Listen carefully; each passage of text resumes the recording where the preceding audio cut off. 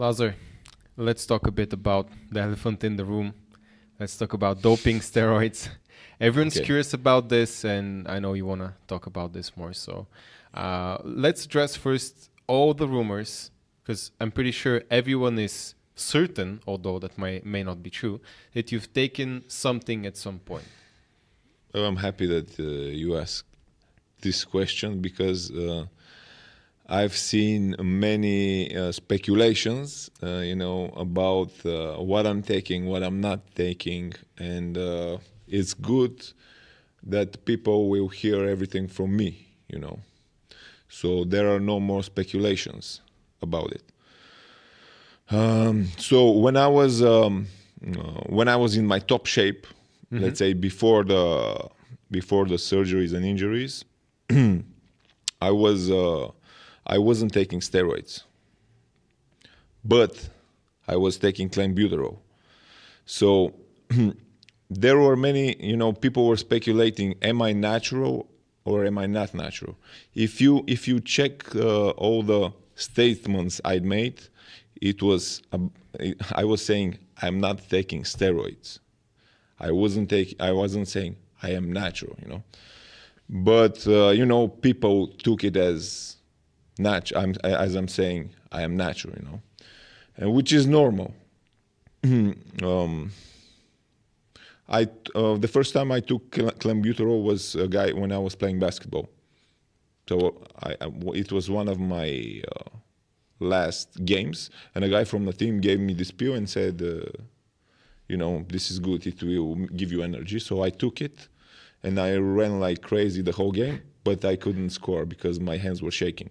Yeah, so this was my first experience with clenbuterol, and I don't think that it made a big difference in my physique, especially with the size, because I was just taking it when I was cutting, To help out with the cut. Yeah, to help out with the cut. So I think it just made me lose fat easier than without it. But several times I did cutting without it, so it wasn't a big difference.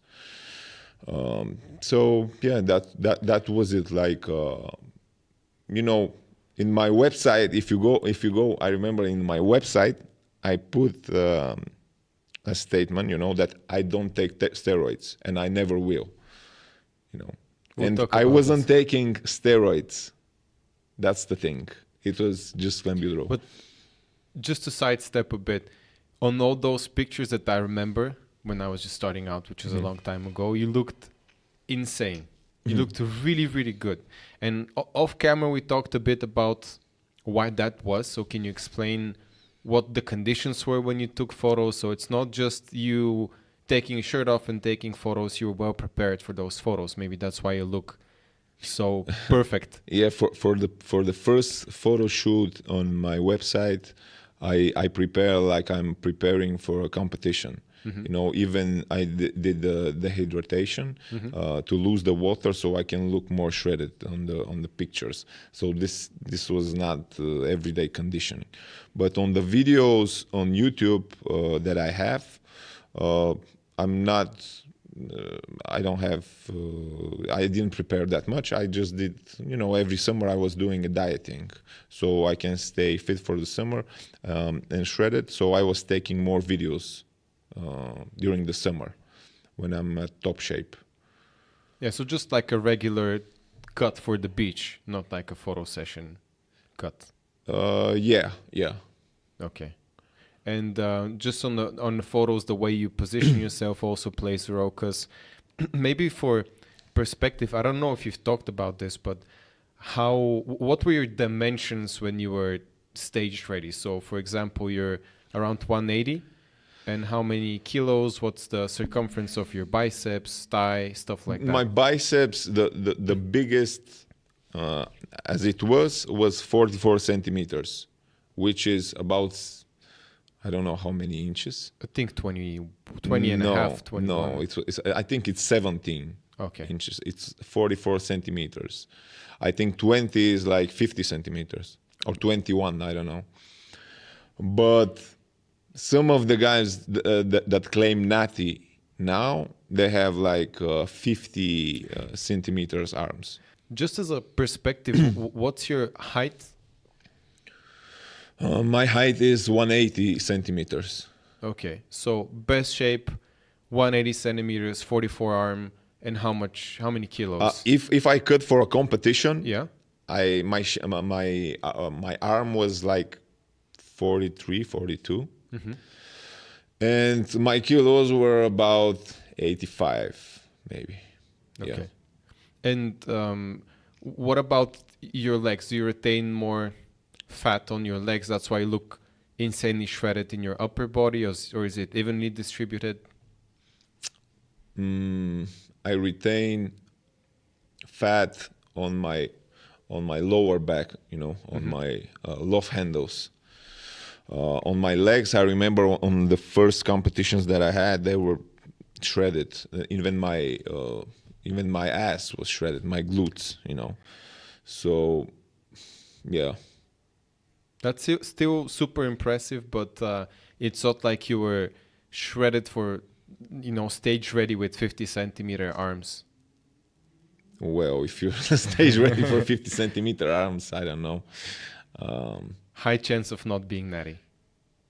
Yeah, but I don't know who's natty, who's not. I don't care actually. But I know that many people are not natty. They just don't speak about it. To me, in the beginning, I was saying, I was speaking about steroids. I don't take steroids. I don't take. And then I saw that people don't like that thing, And I think most of the people just don't say it anymore because nobody cares. But I think some people are really natural in this. They just have very good genetics. And what about now? This was, we were talking about you being at your best shape, but now, have you tried anything else other than clenbuterol? Yeah, so after the surgeries, it was 2017, I think. On my website, as I tell you, it was written, I never took and never will take steroids, right? And I'm a man that keeps to his word. So after this, I took peptides for recovery, for injuries. The name of the peptides was TB500 and BPC157. These are peptides. They really help for my tendon pain, so I could continue to work out. I also tried GH. I didn't feel anything from the GH. Just you cut a little bit more from it. Nothing special. And I was still avoiding taking steroids because on my website it was written that I will never take steroids, And then I think this summer, a couple of months ago, many people suggested that I need to try nandrolone, like decadrobeline, for my joint pain. But I was avoiding for so many years because on my website, that I will never take. And then I said, fuck it, I will try just a small dose and see if it helps. So now I did 3 months on it of, I think, 50 milligrams per week. I'm not sure. It's a very small dose. And I actually felt, benefit of it on my joints, especially on my knees. I have less pain. It's because it lubricates the joint. Okay. Yeah.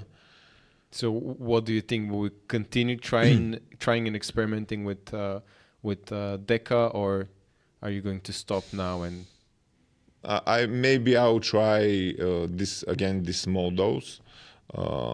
If I need to push more, I don't know. But I don't want to get into these cycles that bodybuilders do, because in the gym I've seen many people that do steroids, and when they are on cycle they look very good, and then when they stop, after 2 weeks they look Like they don't train. So it turns out that when you were in your top shape, when everyone was saying Lazar is using, no doubt in my mind, you were taking only cleanse, so no steroids. But now when people don't say Lazar is in his best shape, you're actually using now. Yeah, that's yeah. I look totally natural now, but I'm just not natural now. Yeah. Like I'm just using a bit of steroids. But it's for the joint health. Yeah, I don't take it for you know, to get bigger or something. I just, if I don't have pain in my body, without taking anything, I can get the body that I want. The thing is that to get rid of the pain, that's my problem. Do you plan on trying anything else then? No, I don't want, as I said, I don't want to get into this bodybuilding cycles. I'm not taking this to get bigger. I'm just taking it to get rid of the pain. Yeah, but my idea was like other than steroids. So maybe you haven't tried some other things. I don't know what bodybuilders use. What can you, what, I don't know what do they use. I don't know as well. I'm just asking out of curiosity. If you mean researched. Different steroids? Or? Not particularly steroids, but there's a lot of, let's say, different types of doping that athletes use as well, and maybe some of them might have been useful in your case. And just asking out of curiosity, have you thought of going down that path? Have you looked at that? No. I as I said, I tried peptides, but they are not for muscle gain. They are just for injuries, and I felt benefit from them. Like the pain was going down. So your preferred option right now is to not take anything actually, and try to work more on your recovery, so you don't feel the pain, and then you can do this naturally again. Yeah, that's the plan. I don't plan to take clenbuterol again. Yeah, I don't think it's good. And maybe it's not even necessary, as you said. Yeah. But I think also one of my mistakes when I was in top shape was that I wasn't taking steroids. Why so? Because I was training very hard and I wasn't recover the same way. So maybe if I was taking steroids, I would recover faster, and I wouldn't need to train as hard as I was training to get the body that I had. And maybe you would have preserved your joints in that sense. Yeah, that's what I'm saying. Because I've seen people in the gym that take steroids, they don't train heavy. But me, I had to train very heavy to maintain this shape that I had, and the size especially. Some people in the comments under the first video that we did said that you had bigorexia. Do you know what that is? Yeah. Do you think you had it, or you just had really high ambitions? Yeah, probably in some way I had it, but I didn't understand that I had it. Like probably every bodybuilder have it. Most of the people, most of the bodybuilders or people that do their living with bodybuilding, if you tell them now that they need to stop with bodybuilding, they will get into depression. Also you, probably. For sure. If you are forced tomorrow to stop doing bodybuilding and go to the gym, how will you feel? Depressed, as you said. You will feel depressed. And so this means that we can't live without bodybuilding, right? This makes us some sort of junkies, right? And junkies want more. And junkies want more all the time. But I think this creates a mental problem in people. So what would your advice be then for people? I don't know, because now I feel, bodybuilding is based only on the way you look. If you're a football player and you have to stop to play, you still look the same way, But bodybuilding is based on the look. So once you don't have the look, you feel like shit. This is how most of the people will feel. My advice is to people, they need to know that they are not just bodies, you know. You are not just body, I'm not just body. It's the mindset is a lot more important than your muscles, you know. So your advice would be to not to sound too guru-like, but to focus more on the spiritual side, on your other qualities apart from bodybuilding. So that's not the only thing that you have. So if it goes away, you have other legs to stand on. Yeah, if you have other qualities, you know. But I'm pretty sure that most of the people have it, but they don't understand, you know. And because if you have the ability to make this body, then you have some qualities, right? Let me throw you back a bit on the topic of steroids. Why did you have this mindset that you will never take and have never taken steroids? So what was your thought process behind this? I'm going to tell you exactly. Because at that point, I've reached the physique that I want and the size that I want without steroids. You know, I was taking clenbuterol, which is not steroid. So I've reached this physique without steroids, and I said, why would I need it? I would never need it, you know.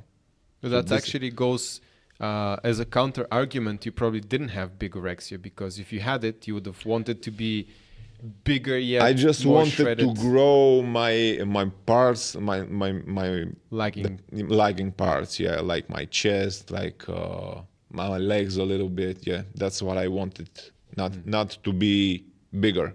I don't like. For me now, even my body before it's too big, you know. Wow. Yeah, it's too big. But you know, when you stop training, you look at the bodies way different than before that. I'm going to tell you exactly. When I was in my top shape and I was looking at, let's say, Jason Statham, Cristiano Ronaldo, I was like, what the fuck is this? Is this a good body? No, it's like they are too skinny for me. You know, if I stop working out, I'm going to be looking like this. This is what I was saying. After I stopped training, when I look at their bodies, I'm like, this is a great body. I want to look like this. Yeah. So you became more appreciative of other people's bodies, work. No, just expectations are different. You know. Yeah. That might also be a good message to talk a bit about expectations versus I was just reality. I was just looking at their bodies from a perspective of a normal person with a normal body, not from a perspective of a bodybuilder, you know. Awesome. Well, thanks for this discussion. I think it was super productive. Do you want to say something else to your fans? Maybe I want to say that many people probably, I misled many people, especially from the younger generation, because I see them, you know, me and some other people, we started this aesthetic movement, and most of the followers were just kids, you know, like teenagers, like 14 years old, 15 years old. And for them to get this body at this age, the only way was to take steroids. So this wasn't the thing that I wanted, you know. This was not my goal to make you know, younger generation take steroids. My goal was to inspire them to train in the gym, to chase their goals, you know, but not this. But you know, nowadays from Instagram, everyone wants everything at the moment. They want it now, and in some way, I think I kind of misled them. This was not my goal. The other thing I want to say is that if you do bodybuilding professionally and you are on a level, you reached a plateau, for several years, for 5 years, for 2 years, you can't grow. I don't think it's wrong to take steroids at that point, but people take steroids a couple of months after they start training. I think that's fucking wrong. We have great potential to grow naturally, and first you need to reach this potential. And if you are not happy with it, then okay, you can use steroids if you want. It's your choice. That's a great message to end. It was a really valuable and interesting discussion. Thank you, Lazar. Thank you.